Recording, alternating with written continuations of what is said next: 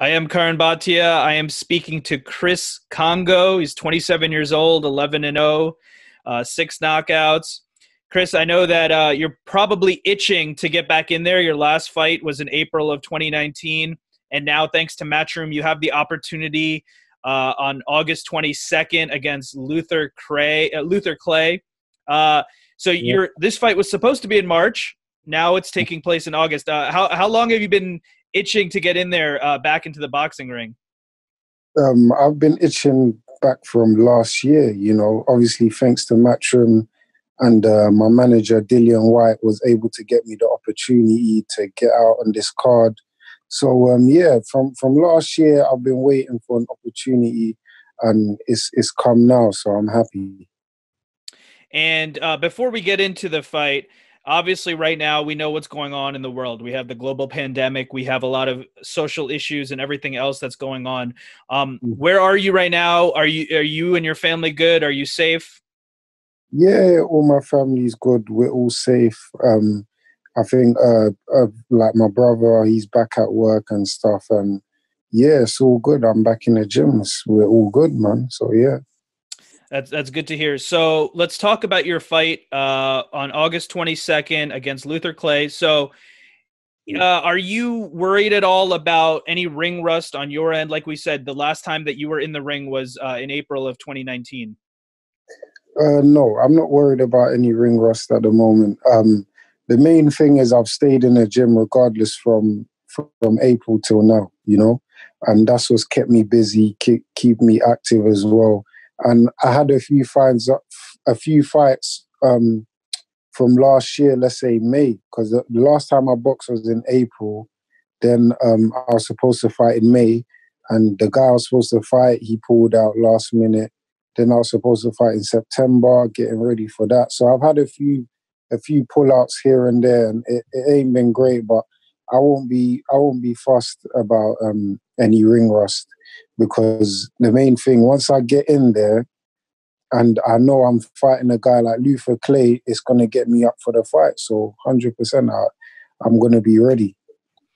And let's talk a little bit about your opponent, Luther Clay. So he has the one loss, but he's been on an 8-fight winning streak. He's been a little bit more active. He last fought in December. He is a little bit younger. He's 24 years old, but you'll certainly have the height advantage against him. What do you think about the matchup and his style? I think it's a great matchup. I'm a good, pretty cute boxer. He's more of aggressive, likes to come forward. And he's more fan pleasing, to be honest. So it's a good matchup for both of us. I think I've got way more experience than he has in terms of like just boxing in general and the background of boxing. He started when he was 18. I started when I was 8, and now we're here. So I think it's a good fight. It's going to be a good fight, but I know I'm definitely coming to take the win regardless. And that can make a big difference in terms of when you actually put on the gloves, muscle memory, things that take a long time to learn. So you certainly have the advantage, the experience advantage there. You said earlier this year, I saw an interview you did, that you would knock out Clay within 6 rounds. Are you sticking to that pick? 100%, I'm sticking to that, definitely. But you mentioned your style. You consider yourself more of a cute boxer, but you're still going to be able to get the knockout, you feel? 100%. I've done it previously. Any person that I've had hurt in my other fights never saw the end of that round. So I'm sticking to the same thing. If I have Luther Clay hurt, he's not going to see the end of that round. And you and Luther Clay were supposed to fight earlier this year, like we said. You guys have had a little bit of back and forth on social media, right? I saw there was an Instagram live conversation. What happened in that conversation? Well, basically, we were supposed to be scheduled. The fight camp was apparently going to start in July, which is in August now. We should really be fighting on the first show, on the Sam Eggington and the Ted Cheeseman show. We should be on there, but he come onto the live and he's talking about he needs 5. He hasn't been running or doing any sort of training for 5 whole weeks. So he's been in his house. He hasn't been doing nothing. He hasn't moved. And previously, before that, him and his manager was going back and forth with me and Eddie Hearn. Eddie Hearn was saying, look, the purses are all the same. Just make sure you're fit and ready for July. His manager was talking about Chris should fight someone else. We'll be looking elsewhere. We're all right. We'll prefer to fight a guy called Temuka Mucha. No disrespect to Temuka, but he knows that Luther knows that he will beat Luther and he will beat Temuka, and he knows that I'm a much harder fight than Temuka, so they was preferring to take that fight. But obviously, you know, in business terms, if you take a fight and you want to pull out of it, it's not good. It's not a good look, because we've already agreed to fight, and now you want to pull out because it's in August. So it ain't really good business. So I feel like they've been forced to take it now from Eddie. The other excuse, he was saying that he wanted to fight in a crowd. He doesn't want to box behind closed doors. It doesn't make sense. And there was just so much. There was about 5-6 excuses, you know. So yes, it's pretty weird. But I feel like he's at a place where he has to take the fight. He's got a lot of catching up to do. And I've been staying ready because I was actually ready for July. To be honest, for this fight, all I need is 4 weeks. I don't need to, you know, another 8 weeks, 7 weeks. I know that after 5-6 weeks, I'm going to tone it down properly and, just sort of take over. So I don't want to go and overtrain and do anything. So, yeah. And you mentioned the no fans. I mean, that is just the reality of the sport right now. A lot of fighters are fighting with no fans, and that seems to be the way it's going to be in the immediate future. In that Instagram Live conversation, how did that end? I think I read that he just kind of left the conversation, right? He left the Instagram Live chat? Yeah, he left the conversation. And reason being, I was speaking facts. At the press conference, when we were supposed to fight in March, I said to him, listen, regardless of what you bring, I'm going to be ready. I'm coming to take the belt. And he said, well, you should be ready because you're a professional and 7 weeks is a long time, you know? And when he was on the live, there was 7 weeks till the fight. And I asked him, how can you tell me, how can you say to me, I should be professional and be ready for 7 weeks, and you're not ready for this next 7 weeks? And he's saying he needed 8 to 10 weeks to get ready for the fight because he hasn't done anything for 5 weeks. So that's the reason why he left, because I put it on him and I said, even 2 weeks, it's not going to do nothing for you. You still got a lot of catching up to do. And just remember, he's changed his coach now. So whatever his coach is going to teach him, and whatever he's trying to learn within this 8 weeks is not going to install straight away. And just remember, he hasn't been boxing for a long time. So, I mean, I've definitely believed that I've got the upper edge over him anyway.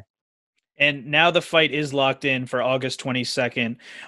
With everything you just said, the new coach wanting more time for training, are you worried at all that if you do come out on top on August 22nd, that you may hear excuses from Clay's camp if they lose?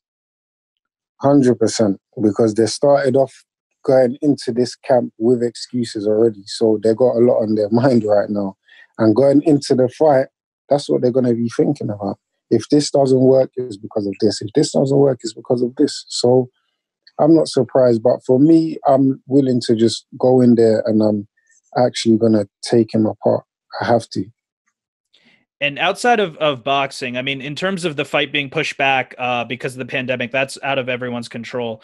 The more recent stuff is different. What do you feel about Luther Clay personally? Do you like him personally, or do you not like him and you're going to use that as extra motivation in this fight? No, he's a cool guy. He's a cool guy. The motivation I'm going to use for this fight is wanting that title, is wanting to get back in the mix. That's my motivation there. I haven't boxed. By the time the fight comes, it's going to be 16 months. I would have been out of the ring. So I want to get back into boxing. I want to be active. And I want to take on whoever thinks they're the best in the UK, take on everyone. You know, I don't mind. I definitely also want to come out to the US, fight whoever the top guys are there, the top prospects out there. We can get this going. Let's make it happen. And on that same card where you'll be fighting on August 22nd on Matchroom is a big fight, and that is Dillian Whyte versus Alexander Povetkin. And Dillian Whyte, of course, is your manager, right? So what is your relationship like with Dillian Whyte, and what do you think about his fight that he has? Our relationship right now is great. We speak every day. We got a little group chat with me and some of the other fighters that he signed as well. And we talk every day. We joke, and we know that, we're training hard for this fight. My views on the fight is I think he's going to get a late knockout for me. I think he's just going to wear him down, wear him out, and then, just go from there and get the late knockout, man. I believe it's going to come. So you guys are both on the same card, August 22nd. They're calling it Fight Camp, and it's in the Matchroom HQ. Some people called it Backyard Brawls at one point. What do you know about the garden over there, the setup? What do you know about what it's going to be like? I don't know nothing at the moment. I know it's going to be a great setup. I know Eddie Hearn's got a few things up his sleeve like he always does. And I'm just looking forward to it, man. I'm looking forward to bring a brilliant performance on for everyone that's going to be locked in on box office and everyone in Russia. So, everyone all around the world, to be honest, man. You, in your preparation, we know that you're a student of the game. You like to watch film. I know that you mentioned you like to watch Sugar Ray Leonard, Roy Jones, and others. You've also sparred a lot of people, Chris Eubank Jr., Josh Taylor, others. What have you learned from just being a student of this game? I've learned loads. I've learned how to adapt to different styles. Adding to that list as well, I've sparred the likes of James DeGale, sparred likes of Luke Campbell, a lot of top boys I've sparred, to be honest. So it raises your game up. When you're in the ring with these top guys, they're at the top right now, and it's just been a great experience overall. And I wanted to ask your opinion on another issue that's going on in our sport of boxing. Big Baby Miller tested positive again. I believe this is the third time. I know that you've been pretty vocal about this on your social media. You tweeted, you said, again, please don't give this guy his license back. So what are your thoughts on that overall situation? The overall situation is disgraceful. I think the first time should get a ban. Second time, maybe a longer ban. Third time, the license don't even come back. I should always think it's a 3 strike rule, to be honest, even though really and truly it should be 1 strike, to be honest. But this is 3 strikes. I think now it should be 3 strikes and he's out, man. He shouldn't be allowed back in the sport. I spoke to Mick Conlon, who's also been outspoken about PED use in the sport. He mentioned that he was tested a lot more in the amateurs than he was in the professionals. Would you be willing to do VADA testing 24/7, 365, and would you want that implemented for all fighters in this sport? 100%. It saves us, we'll be more likely to catch a lot of the people that are on these banned substances. And it's just great for the sport. It keeps the sport clean. So yeah, that's all we need. And just looking ahead a little bit, we don't want to look ahead too far from Luther Clay because we know that is a competitive fight. That's a big matchup. But just in terms of what else you want in the near future, I know you've mentioned names like Connor Benn and others. What do you want maybe later this year? Probably a title defense, or maybe add another title to my roster. I'll have the WBO Global by the end of the 22nd of August. Maybe me and Conor Benn can get it on for his WBA title, or maybe me and Josh Kelly can get it on too. So whichever one, whoever's ready, I'll be ready, and I don't mind fighting whoever. And you are only 27 years old, still young in this game. Have you thought about what you hope to achieve overall in the sport? How long you want to hang around in this sport? As far as how long I want to hang around is how long can my body last in here. So that's the main thing. But achieving, we're only aiming to the top and sky high. We're only aiming for world titles, unified championships. That's my aim. You know, we're going all the way to the top. We might move up too. So it all depends. But at the end of the day, I come in this sport and I said I will become a world champion. And you have a little less than 2 months until this fight. Would you say your mindset right now, are you excited, or is there a little bit of frustration? Because there has been a lot of starts and stops along the way to get here to this point. Yeah, I think I've got to the stage where it's just like, it is what it is. Whatever happens, happens, you know, and it's all part of timing. But I really, truly think and believe that this is the right time. I'm going to go in there, showcase a brilliant performance, and a lot more people are going to know about Chris Kongo. And that was my next question. I know that there was an interview and someone asked you if you felt slept on a little bit, right? If people don't necessarily know who you are yet. So is this your opportunity to introduce yourself to a large audience and make a splash in the division? 100%. It's got to be done. I've got to let people know who I am in this game. I know a lot of people have declined fights in the past, saying that it's a high risk, low reward for them. So yeah, I mean, once I've got the title, these guys can't run away. And just to close it out, 2 more questions. What would be your final message to fans, supporters? What can they look forward to on August 22nd? You could look forward to some brilliant boxing, showcase some brilliant skills, and also some explosive power, because that's what I also bring too. So yeah, that's what you'll be looking forward to, definitely.